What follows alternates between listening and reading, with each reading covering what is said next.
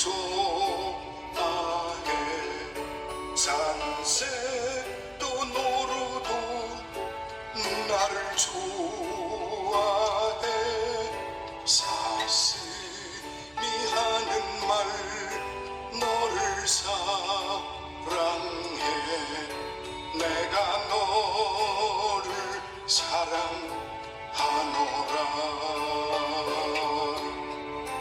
나 괴로울 때 위로하시며 내가 너를 사랑하노라.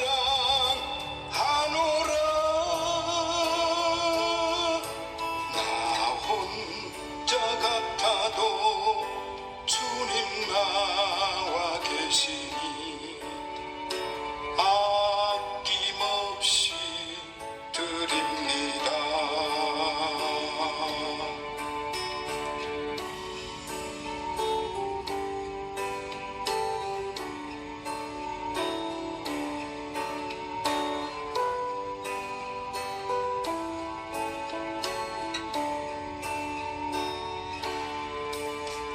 낙엽이 말하네 왜 밤느냐고. 별들이 말하네 변덕쟁이라. 숲속의 죄인은 무릎 꿇었네. 내가 주를 밟았나이다. 날마다 변하고 교만하였네. 내가 아니면 안 되었네. 지금 회개합니다. 자복합니다.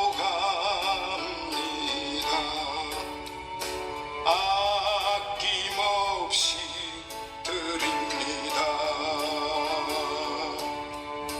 지금 회개합니다. 자복합니다. 아낌없이 드립니다.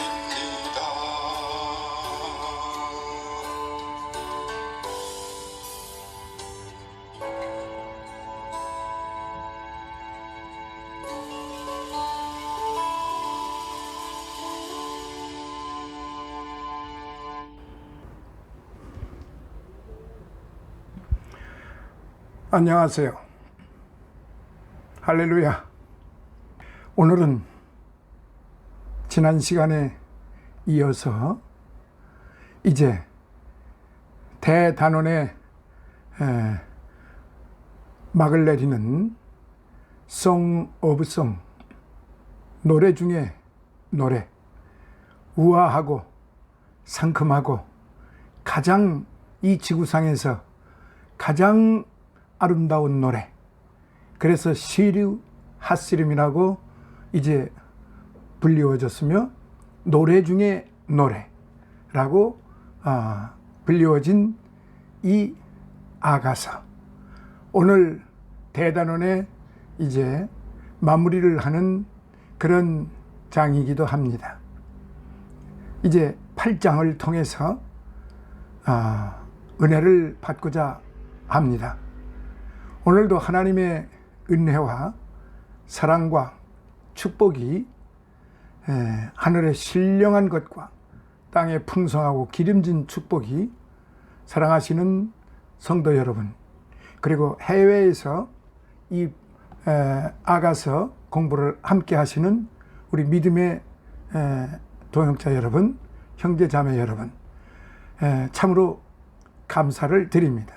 지금까지 2년에 걸쳐 또는 1년 6개월 또는 1년 또는 6개월 또는 3개월 또는 어제에 이르기까지 함께 이렇게 이 성경 그 사경의 그룹에 함께 하셔서 해주신 우리 형제 자매 여러분들께 진심으로 감사를 드리는 바입니다. 자, 오늘 제가 말씀드린 대로 이제 아가서 이 그 8장을 통해서 같이 이제 은혜를 받고자 합니다. 7장까지 7장 지난 시간에 7장까지는 참으로 화려했습니다. 판타스틱, 엑셀런트. 그야말로 영화로 말하면은 러브 스토리 중에서 그렇게 아름다운 러브 스토리 영화가 이 세상에 어디 있을까요? 사람들은 많이 만들어 놓지만은 그것과는 비교가 될 수 없는 참으로 아름다운 사랑의 노래인 것입니다. 자, 오늘 8장은 친정을 방문한 신랑 신부의 노래. 친정을 방문한 신랑 신부의 노래. 이렇게 제목으로 이제 성숙한 그 사랑의 그 교제를 이루어 나가는, 그래서 아름다운 결실을 맺는 그런 그 흐름을 같이 노래로 듣겠습니다. 이기심과 오해로 인해 생겨난 갈등 5장, 노력과 이해와 사랑으로 극복한 후 성숙한 사랑의 찬가를 불렀던 6장 7장의 노래. 신랑 신부는 이제 사랑의 성숙함이 최고조에 이르렀음을 나타내는 증거로 신부의 고향인 친정을 방문하게 됩니다. 이러한 본장을 이제 8장을 요약을 한다면은 온누이 관계처럼 자유롭고 다정하며 성숙한 사랑의 관계가 유지되기를 갈망하는 신부의 노래와 신랑의 화답송 1절로부터 4절, 그리고 친정을 방문한 신부와 신랑이 부르는 사랑의 능력과 승리에 대한 노래 5절로부터 7절, 그리고 친정에서의 지난 날을 회상하고 친정을 돕고자 하는 신부의 애틋한 노래 8절로부터 12절, 그리고 서로에 대한 지극한 사랑을 확인하는 신랑과 신부의 합창 등으로 요약이 됩니다. 진정 성도는 신랑 되신 그리스도의 순결한 신부들이지요. 물론 단지 이름만의 신부가 아니라 신랑의 지극한 사랑과 보호와 후원을 한없이 받아 누리는 그런 신부이지요. 한편 오늘 그리스도의 사랑의 신부여 은혜에 포로된 우리 성도들은 그분의 오심, 즉 재림이죠.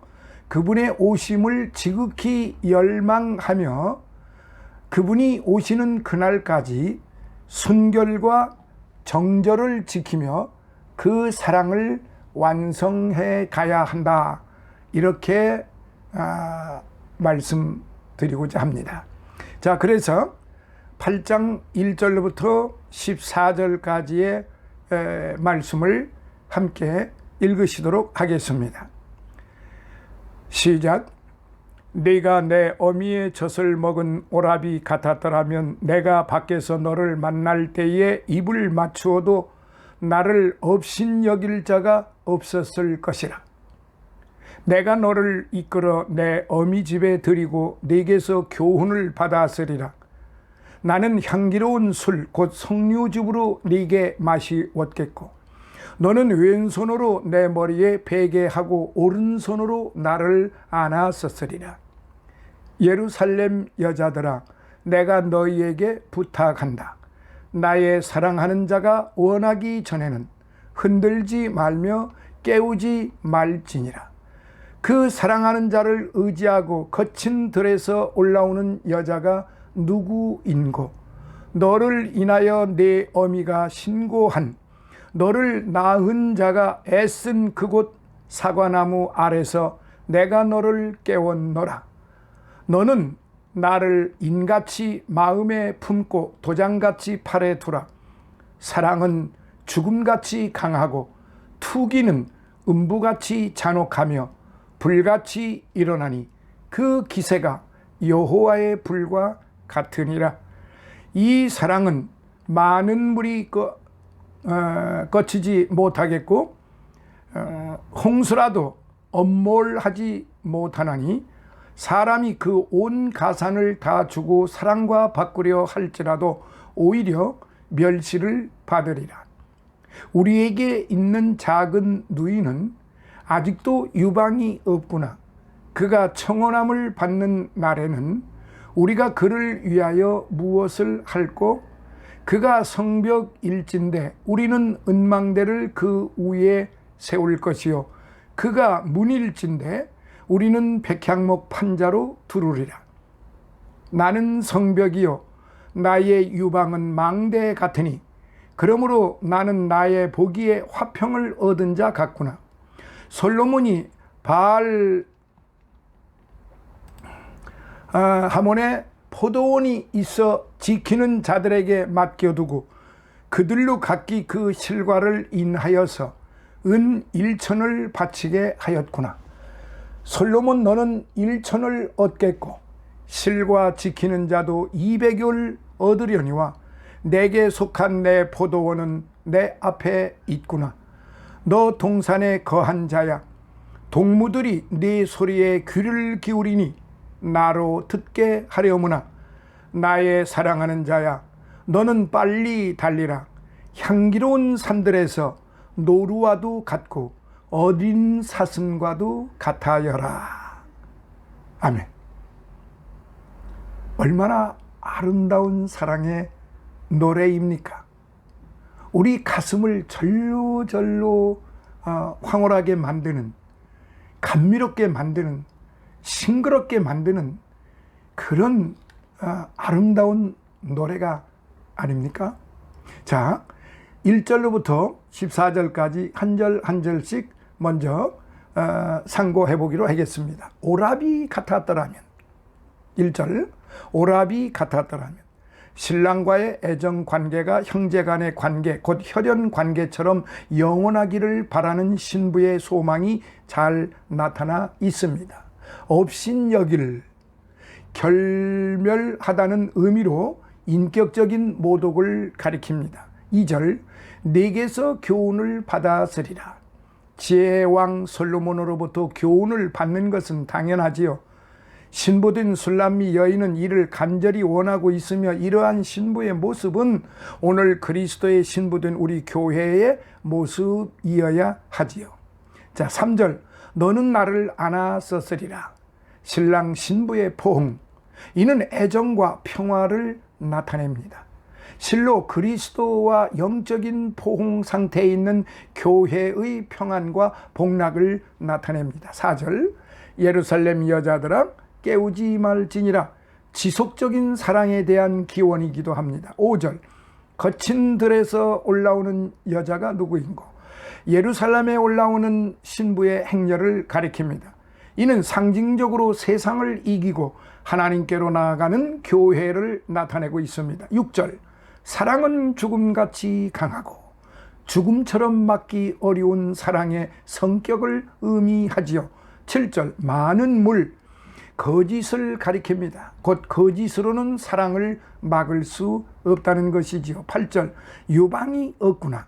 아직 결혼 정년기에 이르지 않았다는 의미이고 9절 백향목 판자, 즉 특별한 보호와 도움을 상징하는 겁니다. 10절 화평을 얻은 자, 사랑을 얻은 자, 곧 왕의 사랑의 대상이 된 성도들을 가리키고 있습니다. 11절 바알하몬, 문자적으로 부귀의 주의 뜻입니다. 부귀의 주라고 하는 뜻입니다. 이스라엘 평원의 한 곳을 가리킵니다. 자, 13절로부터 14절 듣게 하려무나 빨리 달리라. 듣게 하려무나 빨리 달리라. 사랑을 회복한 신랑 신부가 서로를 사랑으로 초대하는 것입니다. 자, 이제 이 8장은 제가 성숙한 사랑이라고 그랬죠. 성숙한 사랑. 자, 이것을 이제 좀 전체적으로 그 의미를 종합해서 간단하게 말씀을 드리도록 하겠습니다. 자, 1절로부터 4절까지를 이제 종합적으로 말씀을 드리면, 신랑에 대한 신부의 사랑은 깊어질 대로 깊어졌어요. 이제는 신랑을 은밀하게만 만나는 것으로 만족할 수 없게 되었습니다. 공개적으로 누가 보더라도 부끄러움이 없는 그런 부부가 되기를 갈망하고 있는 것입니다. 그러나 애정의 표현을 공개적으로 한다는 것은 품위를 잃을 염려가 있지요. 그래서 신부는 차라리 신랑이 오라비 같았더라면 좋았을 것이라고 말하고 있는 것입니다. 여기서 오라비는 신랑이 자기를 향하여 나의 누이, 나의 사랑이라고 부른 데 대한 대칭적 의미로 사용한 것이기도 하지만, 공개적인 장소에서는 부부의 포옹보다 오누이의 포옹이 덕을 세우는데 유익하다고 생각하는 데서 온 발상이라고 생각할 수 있는 것입니다. 이것은 신부의 사랑이 너무 깊어져서 사람들이 보는 공개적인 장소에까지도 애정 표현을 자제하기가 고통스럽다는 뜨거운 심정을 표현한 것입니다. 깊은 사랑은요, 담대성을 갖습니다. 그리고 적극성을 갖습니다.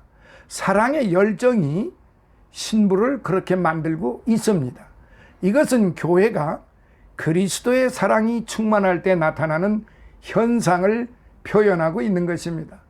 한 가지 좀 우스갯소리를 말씀드리면, 즈음에는 요 21세기에 들어와서는요, 젊은이들이 이제 대중적인 그 자리에서 뭐 때로는 전철 안에서나 어느 그 길가에서나 버스 안에서나 나름대로 대중들이 많이 모이는 곳에서 서슴없이 포옹을 하고 입을 맞추고 주무르고 껴안고, 좀 속된 표현입니다마는 난리 부르스를 합니다. 제가 볼 때는 나이가 들어서 그런 게 아니라 꼭 그것이 아주 잘못된 일이라고 말씀드리기보다는 좀 절제를 좀 해야 할 것이고 인내를 좀 해야 할 것입니다. 성향적으로 볼 때 젊은이들이 사랑하는 사람, 좋아하는 사람을 향하여, 과거에 우리 시대에는 어림 반푼어치도 없는 일이었고, 아마 그렇게 하면은 지나가는 사람한테 귀퉁배기 얻어맞고 뺨새대기 얻어맞는 것은 아주 당연한 일이었습니다. 그런데 지금은 아무도 말 안 합니다.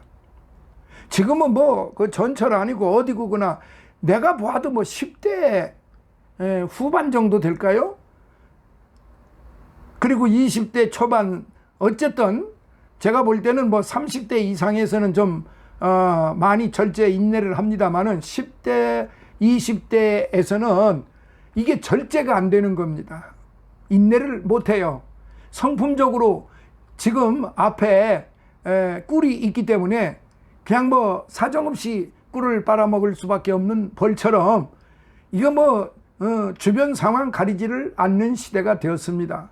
제가 볼 때는 그거는 그렇게 썩 아름다운 그 사랑의 교제가 아니다. 적어도 대중 그 공공 장소에서는 이런 것들을 금하고 절제하고 인내하고 아름다운 사랑의 교제를 나누는 것이, 그게 훨씬 더 사랑의 교제가 아주 돈독하게 이루어진다. 그리고 보기에 참 아름답다. 이렇게 볼 수가 있는 것이지, 남 주변 사람들 의식하지 아니하고 젊은 사람들이 공공장소에서 그렇게 서로 껴안고 그렇게 허그를 하고 입맞춤을 하고 하는 것은 글쎄 외국에서는 뭐 오래전서부터 유럽에서는 그랬으니까요. 근데 그런 건 조금 절제를 하면은 좋지 않겠나 그런 생각입니다. 뭐 말릴 수는 없는 거지요. 말렸다가는 욕을 바가지로 얻어먹기 때문에 그렇죠. 자, 이제 이런 부분을 통해서 우리는 이 솔로몬 왕과 술람미, 특히 술람미가 지금 이야기하는 노래하는 이 부분을 놓고 볼 때 사랑의 깊음을 알 수가 있습니다.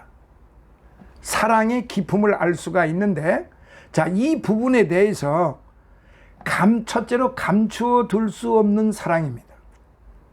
사랑은요, 절대로 감추어 둘 수 없는 것이에요. 네가 내 어미의 젖을 먹은 오라비 같았더라면 내가 밖에서 너를 만날 때 입을 맞추어도 나를 업신여길 자가 없었을 것이라. 자, 물 한 잔을 좀 제가 먹겠습니다. 자, 이때가 언제입니까? 이때가 지금으로부터 지금 약 3000년 전 이야기입니다. 약 3000년 전 스토리인데, 그때 이 술람미 여인이 지금 이렇게 말을 하는 거예요. 네가 내 어미의 젖을 먹은 오라비 같았더라면 내가 밖에서 너를 만날 때에 입을 맞추어도 나를 업신여길 자가 없었을 것이라. 이미 그때에 에도 이렇게 이런 부분에 대해서 이 술람미 여인은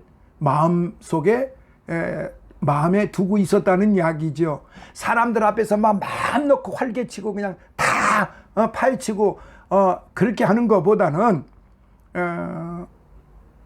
이렇게 오라비 같았더라면이라고 하는 이런 의미를 우리가 볼 때 술람미 여인은 상당히 정숙하다고 볼 수 있는 거예요. 신부의 사랑은 깊어져 이제는 은밀한 곳에서만 신랑과 만나는 것으로서는 만족할 수가 없게 된 것이지요.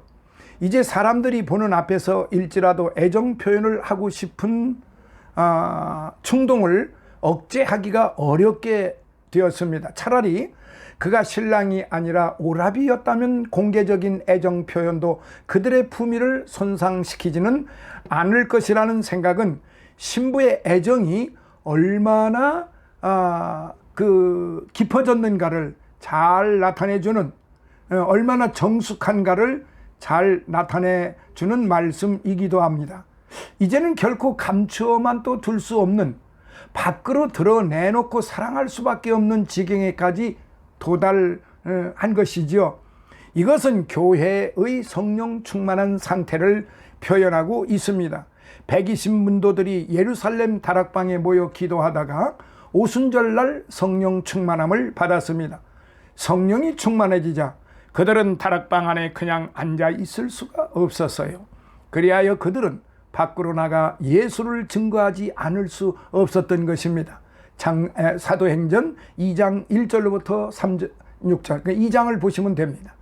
그리스도에 대한 교회의 사랑은 결코 내재적인 것만 이어서는 아니 되는 것입니다. 그것을 밖으로 표출해낸, 다시 말해서 선포되어야 하고 만인에게 증거가 되어야 한다는 것입니다. 자, 두 번째로 사랑의 담대성입니다. 사랑의 열정은 때때로 사회 도덕률을 초월하여 나타납니다. 그래서 도덕적 비난을 감수할 용기를 갖게 되지요. 그리스도에 대한 교회의 사랑이 그 깊이를 더해 갈수록 그것은 외부로 발산하려는 폭발력을 갖게 되는 겁니다. 그것은 복음 전파의 선교 열심과 이웃에 대한 희생적인 사랑으로 표현이 되지요. 거기에는 윤리적 차원을 뛰어넘는 종교적 용기와 담대성을 필요로 하는 것입니다. 재물과 인생과 자기 생명까지도 거기에 투자하는 것입니다. 이것은 윤리적 차원으로서는 불가능한 용기이며 담대성인 것입니다. 자, 큰 두 번째로 사랑의 적극성에 대해서 한번 알아보겠습니다. 이 부분에 대해서 첫 번째, 사랑의 적극성을 피우는 이들. 첫째, 사랑의 능동성을 우리가 생각해 볼 수 있습니다. 2절에 내가 너를 이끌어 내 어미 집에 들이고, 사랑의 열정이 신부를 능동적이게 하는 것입니다. 신랑을 이끌어 따라오게 하는 것이지요. 신랑의 사랑을 능동적으로 요구합니다. 이것은 성령이 충만한 교회가 그리스도에게 더 큰 능력의 허락을 밤새워 간구하는 것과 같습니다. 하나님의 사랑의 신비를 체험한 자만이 사랑의 묘미를 더욱 갈망할 수 있기 때문에 그렇습니다. 두 번째, 말씀과 교제의 갈망입니다. 내게서 교훈을 받아쓰리라. 내게서 교훈을 받아쓰리라. 너는 왼손으로 내 머리에 베게 하고 오른손으로 나를 안아쓰리라. 3절. 교훈과 사랑의 교제에 대한 신부의 갈망이 나타나 있지요. 그리스도에 대한 교회의 사랑은 그리스도의 교훈과 사랑의 교제를 통하여 그 생명력을 뜨겁게 연소시켜야 하는 것입니다. 말씀은 생명 자체이며 교제는 생명의 활동인 것입니다. 여러분, 이거 꼭 기억해 두세요. 말씀은 영적인 생명 자체이고, 사랑의 교제는, 주님 안에서 사랑의 교제는 생명적 활동입니다. 그러니까 즉 생명의 활동이라 이 말이에요.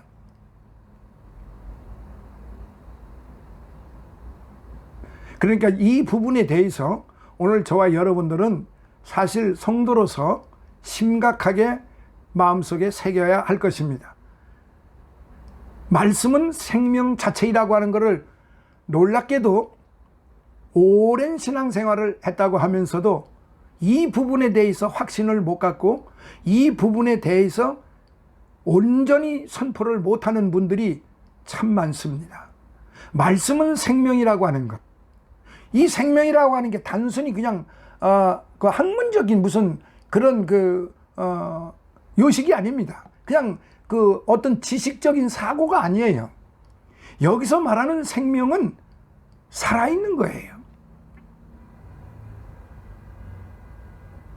제가 여러 번 말씀드립니다만은 히브리서 11장에 6절에 보면은 믿음이 있는 자는 반드시 하나님이 살아계신 것과 반드시 하나님이 살아계신 것과 살아계시다는 게 뭡니까?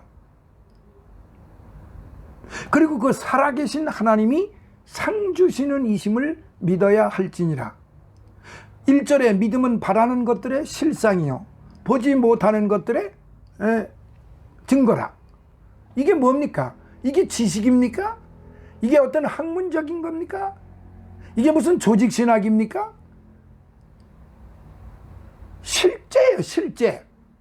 그래서 우리의 신앙생활은 상징적으로, 비유적으로, 기념적으로 하는 게 우리의 신앙생활이 아니고 우리는 성경 말씀을 생명으로 보는 것입니다. 생명 그 자체라 이 말이에요. 그런데 그렇게 생각하는 분들이 놀랍게도 제가 지금까지 47년 동안 오면서 쭉 이야기를 들어보면 너무너무 많이들 인지를 못하고 계십니다. 그냥 성경 말씀으로만, 성경 말씀이라고 하니까 말씀으로만, 성경책에 기록되어 있는 말씀이니까 이 말씀을 내가 믿으면 구원을 받는다. 이제 뭐 여기까지만 해도 다행스러운 거지만은 우리는 좀 더 성경을 보는 관점에 있어서 좀 더 정확해야 됩니다. 말씀은 관점이 아니고 관념이 아니고 생각이 아니고 어떤 개관이 아니고 생명입니다. 그러니까 말씀은 생명 이렇게 해야지. 말씀은 그 성경책에 기록되어 있는 것이다. 이렇게 생각을 하게 된다면은 얼마나 그게 참 어리석은 생각인지 모릅니다. 10년, 20년, 30년, 40, 50년을 믿으셨어도 말씀이 생명이라고 하는 것을 그걸 누가 모르겠느냐 하는데 대단히 미안한 이야기입니다만은 내가 그것을 확실히 믿느냐 안 믿느냐는 제가 판단할 수는 없습니다. 주님께서만이 아시는 일입니다. 그런데 대략 제가 지금까지 수많은 사람을 만나고 겪어보고 교제를 해봤습니다마는 놀랍게도 말씀이 생명 자체라고 하는 걸, 말씀이 생명 실체라고 하는 것을 확실하게 고백하고 선포하는 자는 그렇게 많지 않았다는 사실이에요. 그리고 그 말씀은 생명이기 때문에 그 생명의 말씀을 통해서 성도와 성도끼리 사랑의 교제도 곧 생명적 교제인 것입니다. 생명의 활동이라 이 말이에요. 이걸 우리가 확실하게 마음속에 새겨두어야만, 그래야만 마귀와 싸울 때 우리가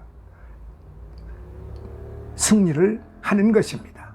자, 세 번째, 사랑의 행복. 1절로부터 4절을 통해서 제가 지금 세 가지로 분류해서 말씀드리는데, 세 번째 사랑의 행복인데 그 중에 첫 번째 지속성. 4절에 보면요, 예루살렘 여자들아 내가 너희에게 부탁한다. 나의 사랑하는 자가 원하기 전에는 흔들지 말며 깨우지 말지니라. 사랑하시는 성도 여러분, 사랑이 행복하기 위해서는 방해받지 말아야 합니다. 지속되지 않는 사랑은 행복할 수가 없어요. 그리스도에 대한 교회의 사랑은 잠시라도 중단되어서는 안 됩니다. 교회의 최우선적인 임무는 비록 생명을 잃더라도 그의 사랑을 버려서는 안 된다는 데 있는 것입니다. 인내와 충성, 그것은 교회의 지속적인 사랑의 두 바퀴인 것입니다. 자, 두 번째, 영원성. 교회와 그리스도의 궁극적인 관계는 영원한 합일입니다. 떼었다 붙였다, 떼었다 붙였다, 떼었다 붙였다, 일회용 반창고에 마냥 필요하면 붙이고 필요치 않으면 떼어버리는 그런 반창고 사랑이 아닙니다. 일회용 반창고 러브스토리가 아니에요. 주님과 우리와의 사랑은 그리스도 안에서 교회가 그와 하나가 되었을 때 교회의 사명은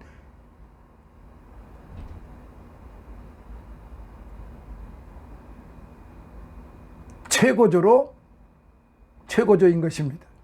그리고 거기에서는 다만 기쁨과 찬양만이 있을 뿐입니다. 영원한 감사만이 있을 뿐입니다. 충성만이 있을 뿐입니다. 신랑 예수님을 위하여 순교만이 있을 뿐입니다. 거기까지라도 이 생명의 교제는 이어져 가야 한다, 이 말씀입니다. 자, 사랑하시는 성도 여러분, 이제 5절로부터 7절을 보도록 하겠습니다. 5절로부터 7절을 다시 한번 여러분들이 보아주세요. 신부는 시간이 한 타임 시간이 좀 많이 경과가 되니까 8-2에서 다시 만나 뵙도록 하겠습니다. 감사합니다.